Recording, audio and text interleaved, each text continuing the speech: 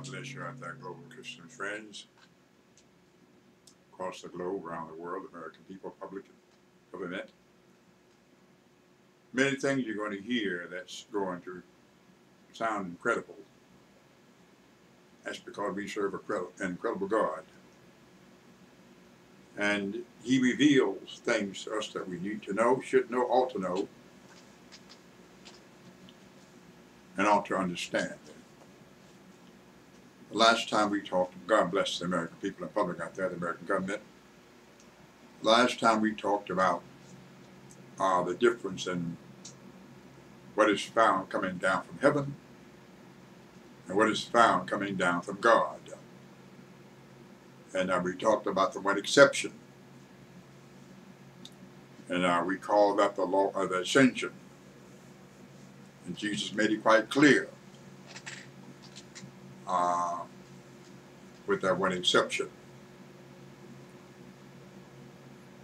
And that is John 3:13. No man hath ascended up to heaven, but he that cometh down from heaven. The one exception. Even the Son of Man which is in heaven. We talked about that as well too.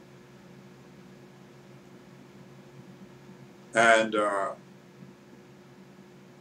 I told you before that God showed me why He needed 2 million miles per hour winds across the heavens. Now understand these kind of things, because God will show you the same kind of thing when you're free to know and to see these kind of things that God wants to show you.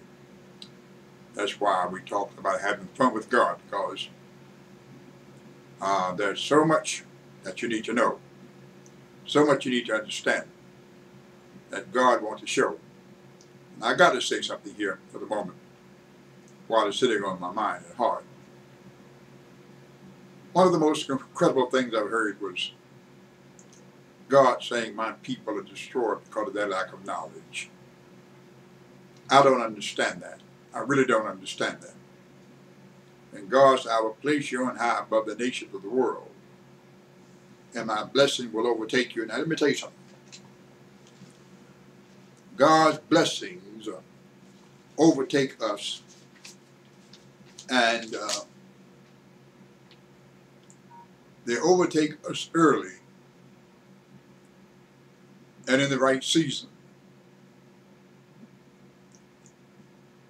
And you won't have room enough to store them. Please believe me, I know what I'm talking about. All right? The blessings of the Lord will overtake you early. You need to understand these kinds of things. So, for God to say that my people are destroyed because of their lack of knowledge, that's the most incredible thing I've heard in my life. My people, God's people, out of all that God has done, out of all that He's promised, given laws, given commandments, given ordinances, given precepts, given judgments, 50 of them, commandments, and told us what to do and what not to do. And why, if you do this, the consequence will be that. So therefore, Don't do that, do this, what I tell you. And he come back and tell you on top of that, you're destroyed because of your lack of knowledge.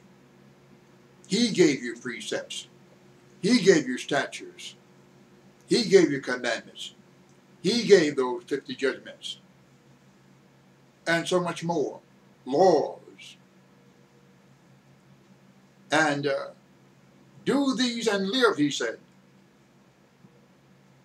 And yet on top of all that, he comes back and said, my people are destroyed because of their lack of knowledge. Whose knowledge? His knowledge. You are destroyed because of your lack of his knowledge. And I had a counsel with the Lord on that statement, and it does not sit well with me. It didn't sit well with him. It don't sit well with me. And it shouldn't sit well with you. That my people, people of God, God's people, are destroyed. I had a long time with God for years about statements similar to that. Why is it your people, and I tell the truth about it, I became quite repugnant with God about that statement. You know, why would your people, I don't understand. You shouldn't understand either why God's people should be destroyed because of their lack of his knowledge when he went the full length of everything to show you what he wants you to do, to know, to understand, so that you will be with him above the nations of the world. My blessing overtake you. All of this. Laws, precepts, concepts, you know, and yet you're destroyed.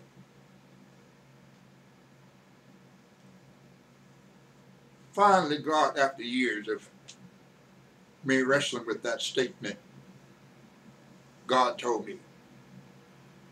And when I read about the saints are worn out by the beast, that's another one that got me. And when I read that